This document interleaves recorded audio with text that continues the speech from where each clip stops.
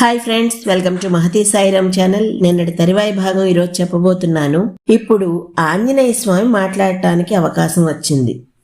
మనం ఎదుటివాని గురించి మాట్లాడేటప్పుడు వాడి కులమో, వాడి జాతో, వాడి అధికారమో ఆధారమైనప్పుడు అక్కడ రాజనీతినో మరొక దాన్నో అడ్డం పెట్టుకుని మాత్రమే మాట్లాడకూడదు. మన సంస్కారాన్ని కూడా ప్రదర్శించి మాట్లాడాలి. కేవలం వాడు వంచకుడు, వాడు శత్రువు అనే పరుషభావంతో మాట్లాడకూడదు.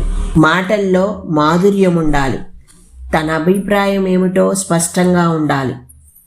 లఘువుగానూ ఉండాలి. స్వామి అలా మాట్లాడడం ప్రారంభిస్తూ, ఓ రాజా, సుగ్రీవా, మీరందరూ నన్ను మన్నించాలి. నేను మీతో వాదానికి కానీ సంఘర్షణకు కానీ, నా ఆధిక్యాన్ని నిరూపించుకొనడానికి కానీ, లేదా మాట్లాడే అవకాశం వచ్చింది కదా, వదులుకొనడం దేనికని విరగబడి మాట్లాడడానికి కానీ పూనుకొనటం లేదు. కేవలం రాముని యందున్న గౌరవంతో విషయంగా చెప్పడానికి మాట్లాడుతున్నాను. అర్ధనార్ధయోగ దృష్టితో మాట్లాడిన మంత్రుల మాటలను నేను తప్పు పట్టడం లేదు.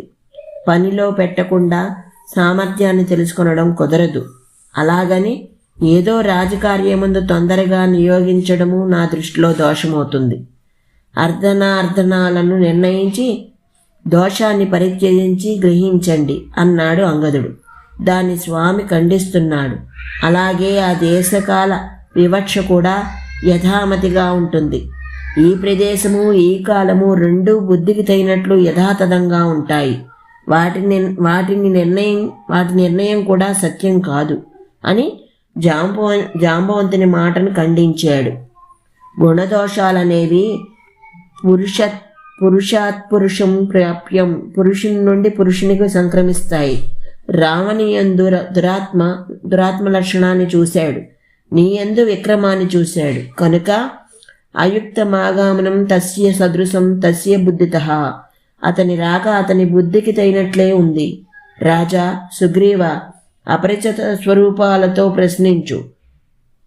బుద్ధి యుక్త రూపంగా ఉంటే అప్పుడు పరీక్షించండి.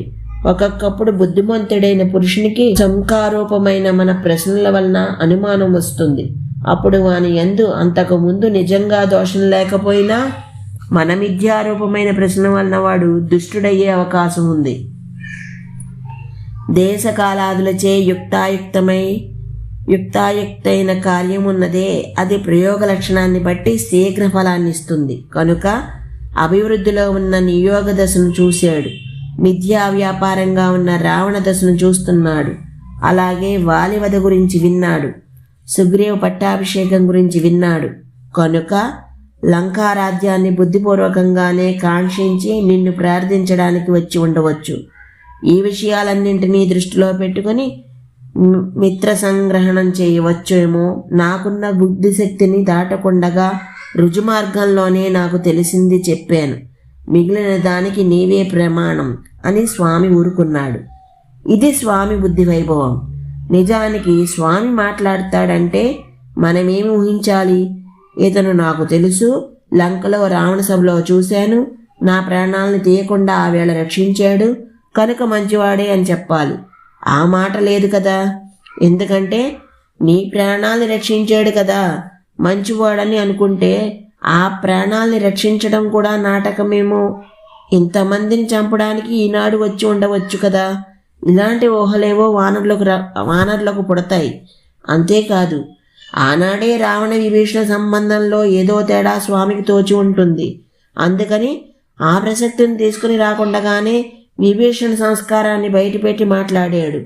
ఆ సంస్కారం ఇతరులకు తెలియదు కనుక శాస్త్రాన్ని అడ్డుపెట్టుకుని వాదించుకున్నారు. స్వామి వాక్య శ్రవణానంతరం రామచంద్రుడు ప్రసన్నుడయ్యాడు. సుగ్రీవాదుల వాక్యాలు ఆయన మనస్సును కలవరపెట్టాయి. గురువులు వశిష్ఠాదుల వద్ద విన్న చదువును మనస్సును నిలిపి ఆలోచించాడు. ఆ తరువాత వానరులను చూచి, నాకు కూడా విభీషణ విషయంలో కాస్త వివక్ష అంటే హేతు సాధ్యమైన ప్రయోజనం ఉంటుందనే భావన ఉంది. కనుక నా శ్రేయస్సును కోరుతూనే మీరందరూ నా మాటను కూడా వినండి. మొదట మాట ఏమిటంటే, మిత్రభావంతో వచ్చిన వాడిని ఎప్పుడూ విడిచిపెట్టను. ఒకవేళ అతనిలో ఏదైనా దోషమున్నప్పటికీ సత్పురుషులకు అది అనింద్యమవుతుంది. నేను సర్వశక్తిమంతుణ్ణి అని విశ్వసించి నా దగ్గరకు వచ్చిన వాడిని రక్షించకుండా ఎలా ఉండగలను? కనుక అతడిని విడిచిపెట్టడం కుదరదు. దోషమున్నా గణించకూడదు. అది సత్పురుషాశ్రమంలో గుణం కావచ్చు. కాకపోయినా తనను చంపవచ్చిన వాని దోషాన్ని లెక్క పెట్టక శరణునిచ్చిన కపోతం మనకు మార్గదర్శకం కావాలి.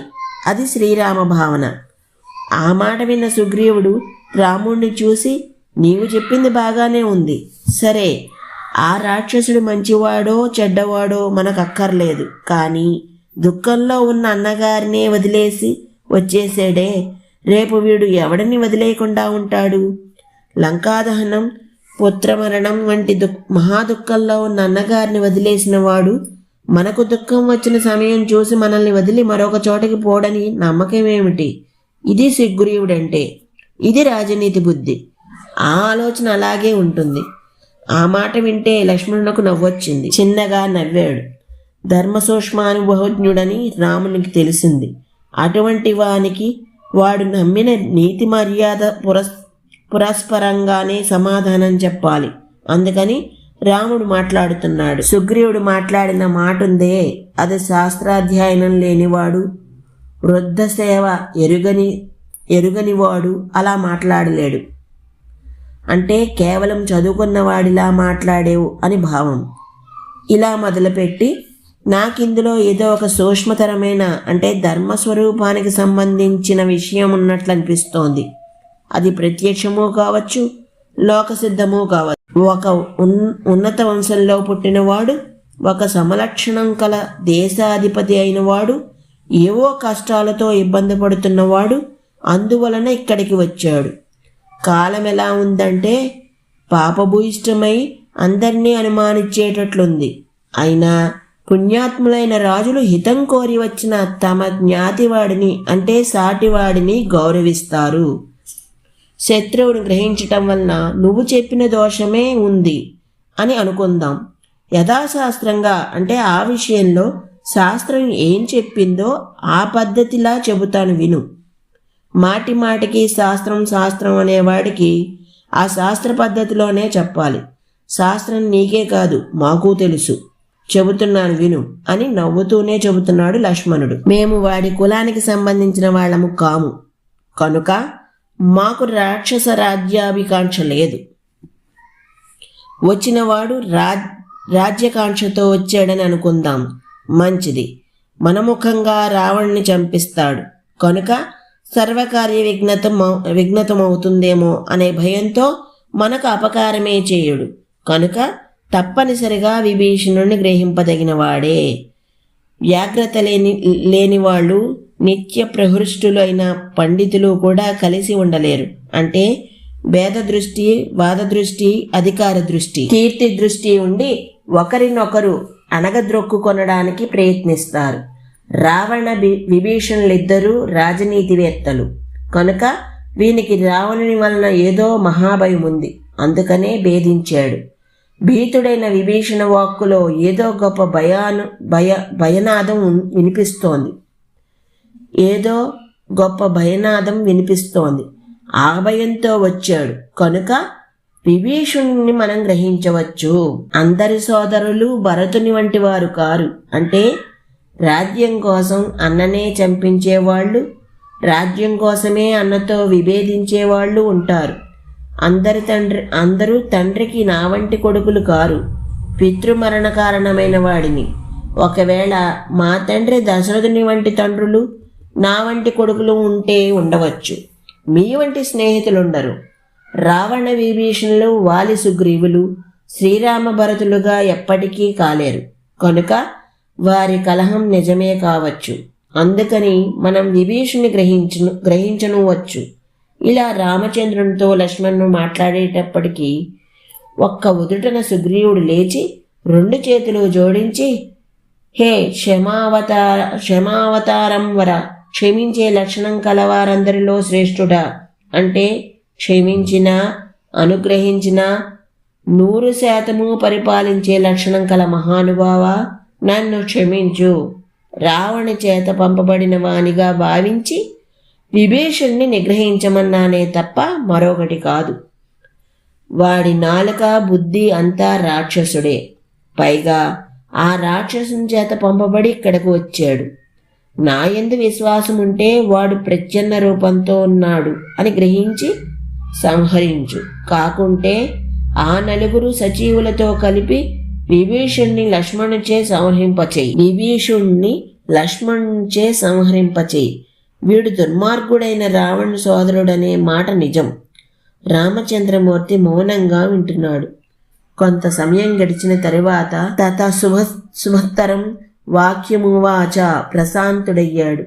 అంతవరకు వాద ప్రవాదాల మధ్యలో ఘర్షణలు అనుభవించాడు. అటువంటి స్థితిలో ఉన్న వారి నోటి నుండి శుభవాక్కు రాదు, కలుషవాక్కు పుడుతుంది. మౌనంలో తత్వదర్శనం చేసిన శ్రీరామచంద్రుని నోటి నుండి అత్యంత శుభమైన వాక్కు వెలువడుతోంది. అది సర్వజన సంరక్షణ రూపమైనది, భయరహితమైనది. అందుకనే ఈ రాక్షసుడు దుష్టుడు కాకపోని ఏమైంది? వాడు సాక్షాత్తుగా నా విషయంలో కానీ, నాకు సంబంధించిన వాళ్ళు అంటే మీ వంటి వారి విషయంలో కానీ అహితం అంటే ఇబ్బంది పెట్టడం, దానికి ఏమాత్రం సమర్థుడు కాడు. ఎందుకో తెలుసా? నేనంటే ఎవరనుకుంటున్నావు? పిశాచాలు కాని, దానవులు కాని, యక్షులు కాని, భూలోక సంబంధ రాక్షసులు కాని ఎవరినైనా నేననుకుంటే అంగుళి అంగురంతో అంటే గోటి కొనతో చంపివేయగలను. ఈ గోటి బలమెంతో వానర రాజా, నీకు తెలిసింది చాలా తక్కువ. కానీ శరణని వచ్చిన శత్రువును తమ మాంసంతో అర్చించిన కపోతముల గాథ విన్నావా? భార్యను హరించిన వాడే స్వయంగా వస్తే భతృకపోతం వానికి అతిథి పూజ చేసింది. అంటే వీడెవడో నా భార్యాపహరణ చేసిన వాని తమ్ముడు. ఆ దోషంలో వీని పాలుందో లేదో మనకు తెలియదు. కనుక ఒక పావురమే అంత శరణాగత రక్షణ ధర్మాన్ని ఆచరిస్తే నా వంటి మనిషి మాట ఏమిటి చెప్పు? ఈ గాథను ఎవరు చెప్పారో తెలుసా? ఋషి అయిన కణ్వుని పుత్రుడు పరమహర్షి అయిన కండువు చెప్పాడు. తండ్రి ఋషి, ఈయన ఎందే భూతదయ లక్షణం ఉంది. కొడుకు పరమరిషి. ఎందుకని? యథార్థ దర్శత్వం ఉందట. సత్యవాదిత్వం అంటే యథాదృష్ట, అర్ధవాదిత్వం ఉందట. అందువలన పరమస్వరూప దర్శన లక్షణం. కనుక పరమరిషి అయిన చెప్పిన గీతి రూపమైన గాథ ఇది. చెబుతాను విను.